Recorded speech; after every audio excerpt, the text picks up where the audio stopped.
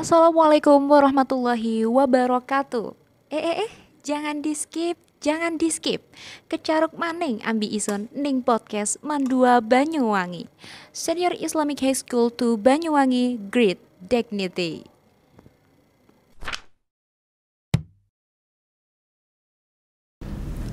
Assalamualaikum warahmatullahi wabarakatuh. Kembali lagi di podcast Mandua Banyuwangi, edisi spesial Ramadan. Jadi hari ini kita kedatangan tamu yang gak kalah luar biasa dari tamu-tamu sebelumnya. Nah, tapi sebelum itu kita kenalan dulu dong sama host yang bakal membimbing kita atau menemani kita di podcast hari ini. Kita kenalan dulu ya, Kak. Ya dong, Kak. Oke, perkenalkan nama saya Danang Febrian Zudizal. Untuk kakaknya siapa namanya? Perkenalkan, nama saya Dita Fisabilillah. Nah, kita kan udah kenal nih dari hostnya ya.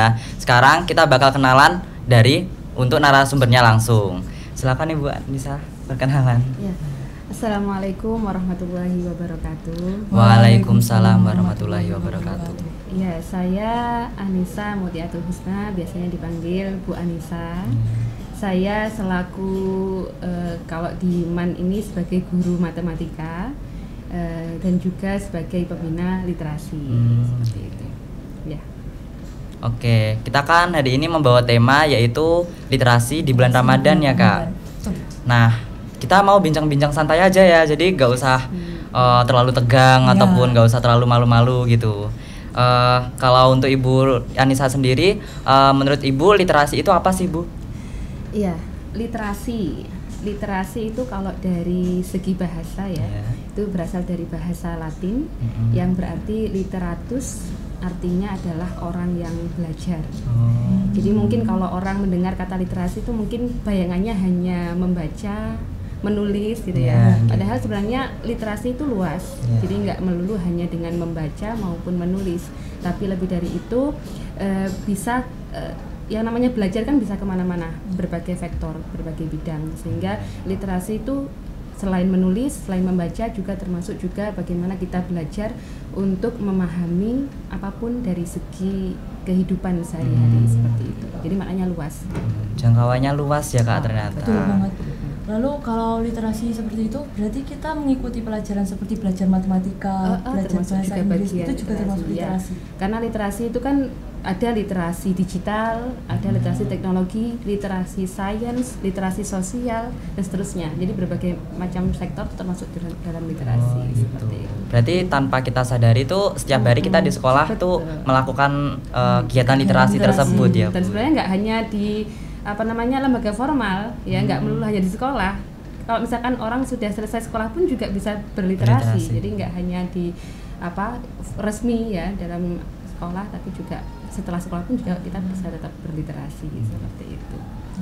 Kan biasanya nih Bu, kan ada beberapa anak yang kayaknya menyepelekan literasi gitu, kayak disuruh berkegiatan literasi tapi dia nggak mau, kayak menyepelekan gitu. Terus bagaimana tanggapan Ibu tentang itu? Ya mungkin karena yang bersangkutan kurang memahami apa itu literasi ya. Jadi sebenarnya ya tadi yang sebenarnya saya sampaikan bahwasanya literasi itu bukan hanya melulu dengan buku, dengan membaca yang monoton, yang mungkin agak kutu buku gitu ya, selalu hanya membaca buku dan kurang bersosialisasi barangkali. Nah seperti itu. Padahal literasi ya tadi termasuk apapun yang kita pelajari itu termasuk semuanya adalah kegiatan berliterasi. Berarti kalau contoh kan biasanya kan siswa itu lebih tertarik memahami pelajaran dalam video, biasanya kan video pembelajaran. Itu berarti literasi juga ya, Bu? Termasuk juga.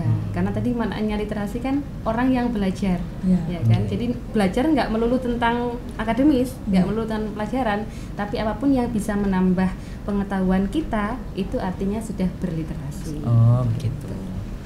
Lalu Bu, biasanya literasi itu berhubungan dengan buku, menulis dan lain sebagainya.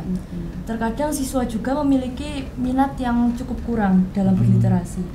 Bagaimana cara Ibu untuk meningkatkan minat baca dalam siswa untuk berliterasi tersebut? Iya, untuk meningkatkan minat baca, mungkin itu kalau misalkan diawali memang agak susah. Namanya orang misalkan sudah lama nggak pegang buku, apalagi mindsetnya ala buku cuma begitu aja, bosan gitu kan. Nah itu bisa mungkin diawali dengan konten yang mau dibaca. Jadi kalau misalkan kontennya dia menarik, Namanya orang kalau misalkan tentang ini, meskipun dalam bentuk buku, kalau kontennya sudah menarik, otomatis dia tertarik untuk membaca. Begitu pula dengan video. Kalau misalkan videonya kan biasanya kalau video kan masih menarik, tapi kalau kontennya bosen nih kan apakah kita mau lihat? Enggak, sama aja. Jadi kontennya tadi yang utama. Kalau kontennya tadi menarik, otomatis baik berupa buku, baik berupa video atau apapun itu otomatis bisa menarik untuk minat literasi. Seperti itu. Apalagi kan hari ini kan bulan Ramadan ya Bu. Jadi kan katanya kalau menurut artikel yang saya baca itu katanya bulan Ramadan itu bulan literasi Bu. Iya betul. Kalau menurut Ibu gimana? Ya, bulan Ramadan dengan literasi itu memang sangat erat kaitannya ya. Sangat erat. Karena kalau melihat sejarah, ya Ramadan itu adalah terdapat momentum ya.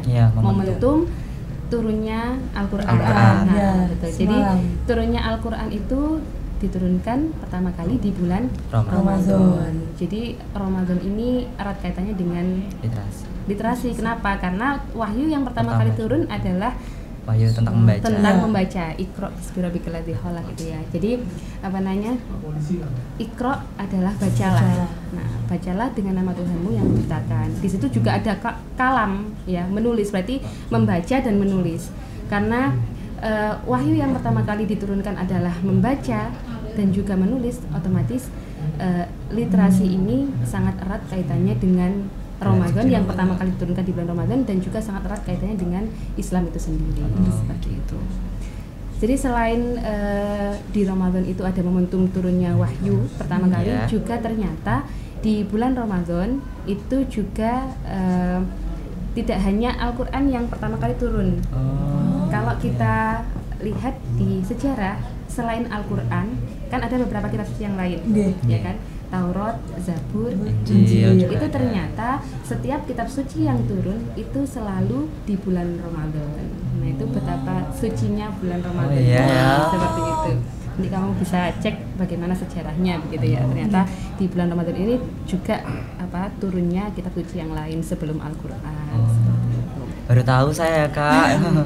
Baru tahu kalau sebelum pelajaran tambahan. Bisa jadi ilmu tambahan gitu. Kemudian selain itu ketika di bulan Ramadan itu juga ada momentum peristiwa, tahu perang Badar ya? Tahu. Nah, perang Badar itu kan juga terjadi di bulan Ramadan. Jadi waktu itu umat Islam mengalami kemenangan ya. Jadi umat Islam menang di perang Badar itu. Kemudian waktu itu Rasulullah SAW ya itu memerintahkan atau membuat kebijakan kepada tawaran perangnya, jadi yang kalah tadi itu diperintahkan untuk mengajari umat Islam menulis dan membaca sebagai syarat kebebasannya. Jadi boleh bebas sebagai tawaran perang kalau sudah mengajari membaca dan menulis kepada umat Islam. Nah itu akhirnya dari situ kemudian muncullah tokoh-tokoh Islam yang mahir dalam membaca dan menulis, termasuk Zaid bin Sabit ya. Zaid bin Sabit yang penulis wahyu itu juga berasal dari asal mulanya dari situ. Jadi di bulan Ramadan ini kita dapat berliterasi seperti membaca Al-Qur'an, tadarus. Bahkan itu pahalanya banyak banget kalau baca Al-Qur'an, tadarus gitu. Ya, apalagi di bulan Ramadan. Berlipat ganda banget. Terus kan Bu, menurut Ibu ini contoh literasi yang ada di bulan Ramadan itu apa saja selain membaca Al-Qur'an dan lain-lain mungkin? Iya, contoh kegiatan berliterasi di bulan Ramadan ya. Untuk kalau Ramadan ini yang memang ajangnya kita untuk berlomba-lomba dalam kebaikan ya. Berlomba-lomba untuk mendapatkan pahala. Karena di bulan Ramadan ini kan pahalanya dilipat gandakan, otomatis kita berlomba-lomba untuk menggapai pahala yang dilipat ganda tadi. Nah, untuk kaitannya dengan literasi, karena memang di bulan Ramadan ini adalah bulan Al-Qur'an ya, turunnya Al-Qur'an di bulan Ramadan. Nah, maka literasi secara tekstual ya, yaitu dengan membaca Al-Qur'an, tadarus. Selain dibaca juga ditadaburi, dipahami kita memahami maknanya, apa yang kita baca, bagaimana kemudian implementasinya dalam kehidupan sehari-hari, itu juga termasuk berliterasi juga. Jadi tidak hanya tekstual, juga termasuk kontekstual tadi. Nah selain itu termasuk barangkali selain tadarus kan kalau Ramadan kan kita juga sering mendengar kajian-kajian ya, benar, banyak tausiah-tausiah gitu. Ya kan kalau kemarin di madrasah ada pondok Ramadan, ya, pondok Ramadan, ada kajian ada kitab kajian macam-macam, ada Riyasalatul Mahid, kemudian ada Safinatun Najah, fikih, tafsir dan seterusnya, itu kan juga termasuk literasi seperti itu. Jadi memang kalau Ramadan kita fokusnya dalam kegiatan keagamaan. Gitu. Kalau kan ibu kan pembina duta literasi ya. Kalau di bulan Ramadan ini program apa saja yang sudah dijalankan atau mungkin mau dijalankan untuk meningkatkan minat literasi bagi para siswa dan siswi Mandawangi? Kalau untuk program literasi, dari literasi kan ada beberapa program yang sudah berjalan. Kalau kemarin ada gerakan sekolah menulis buku yang telah dilewati di SMP itu. Kemudian ada program kerja di kelas-kelas itu kita galakkan anak-anak untuk berkarya dalam bentuk kotak karya kelas atau K3 itu. Di situ anak-anak dihimbau untuk aktif berkarya, baik berupa puisi, cerpen, resum buku, quotes juga bisa. Nah itu nanti kita setiap bulan kita evaluasi dan nanti di akhir tahun kita bisa sebagai indikator penghargaan kelas teraktif literasi melalui kotak karya tadi seperti itu. Itu juga tetap berjalan selama Ramadan ini. Kemudian kita juga ada pembiasaan membaca buku non pelajaran itu yang dilaksanakan 1 bulan 2 kali di minggu pertama dan minggu ketiga. Itu anak-anak di kelas serempak membaca selama 15 menit. Itu juga tetap berlangsung. Seperti itu. Selain kegiatan yang tetap berjalan selama Ramadan ini di madrasah. Karena kan kalau di madrasah ini setiap awal pelajaran kan tetap ada membaca Al-Qur'an, pembiasaan. Itu juga termasuk kita anggap sebagai kegiatan berliterasi. Seperti itu. Jadi teman-teman kalau mau kelasnya pengen dapat penghargaan literasi, sekarang aktif literasi. Ya, aktif literasinya. Kumpulkan karya-karya kalian di kotak karya kelas yang udah dipampang di depan kelas kalian. Terus nanti ya tinggal tunggu pengumumannya aja ya. Gitu. Kakaknya udah menyumbangkan karya belum di kotak karya itu? Sejujurnya belum ya kak ya. Ya, sebenarnya saya juga belum. Semoga dapat hidayah terus nanti kirim karya di situ. Semoga. Gitu. Itu kotak karyanya dikumpulkan atau gimana? Nanti dari petugasnya ada yang mengambil di akhir tahun ajaran. Oh berarti 1 tahun sekali? Betul. Nanti setiap bulan kan kita evaluasi sudah banyak atau belum, kita evaluasi. Di akhir tahun nanti ada penghargaan tadi. Kan biasanya kan tapi kalau di kelas saya tuh kotak karya kelasnya tuh kosong loh Bu, jadi kayak nggak ada yang kayak kurang minat gitu buat nganu, mungkin karena malu-malu atau mungkin karena emang malas gitu. Kelas berapa tuh? 10 IPA. Aduh, kelas 10 IPA 1. Oke, nanti kita bisa evaluasi untuk 10 IPA 1 berarti perlu ada motivasi tersendiri. Iya, betul. Bener.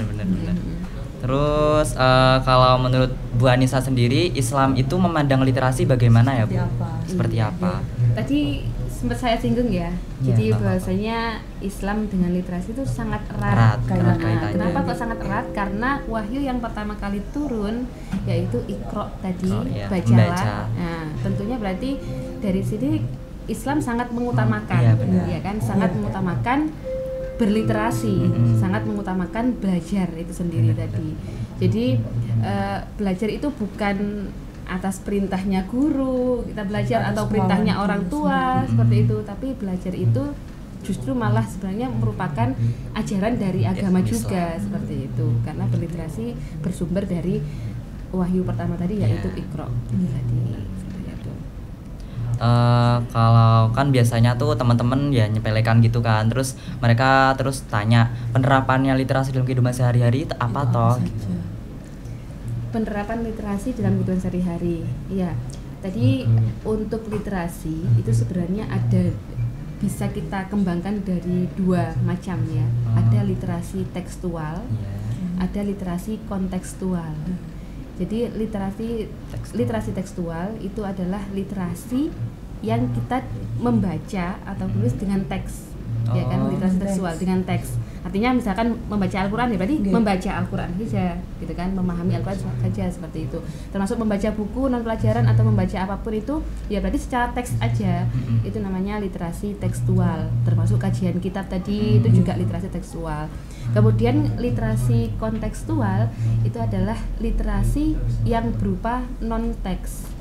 Berarti bagaimana wujudnya? Berarti kita belajar atau berliterasi ya dengan memahami apa yang ada di sekitar kita ya, dari fenomena sehari-hari, dari kejadian-kejadian yang kita alami, itu kan kita juga belajar ya kan, kita kan selalu belajar, oh yang kayak gini tuh keliru, oh yang kayak gini tuh menimbulkan sesuatu yang tidak baik. Nah itu kan kita belajar, itu juga kita berliterasi. Jadi secara kontekstual kita bisa memahami atau membaca dari kehidupan sehari-hari apa yang perlu kita evaluasi, kita pelajari untuk bisa lebih baik lagi menjadi pribadi yang lebih unggul dari sebelumnya, seperti itu. Jadi sebenarnya penerapan dalam kehidupan sehari-hari banyak ya Bu. Cuman ya para siswa mungkin kurang tahu atau kurang mendalami lebih dalam. Berarti tugasnya kita sebagai orang literasi dan juga tugasnya para duta literasi untuk bisa memahamkan kepada teman-teman yang kurang paham tentang literasi. Bisa meningkatkan potensi anak-anak untuk berliterasi gitu. Terus apa lagi yang kita mau bincangkan ini? Soalnya kurang banyak dan ya terlalu. Kalau untuk dari Ibu sendiri, adakah motivasi-motivasi yang ingin disampaikan ke siswa-siswi Mandawangi tentang minat literasi? Iya, untuk anak-anak di Mandua Banyuwangi, harapannya untuk literasi anak-anak terus belajar ya, nggak hanya membaca dan menulis ya.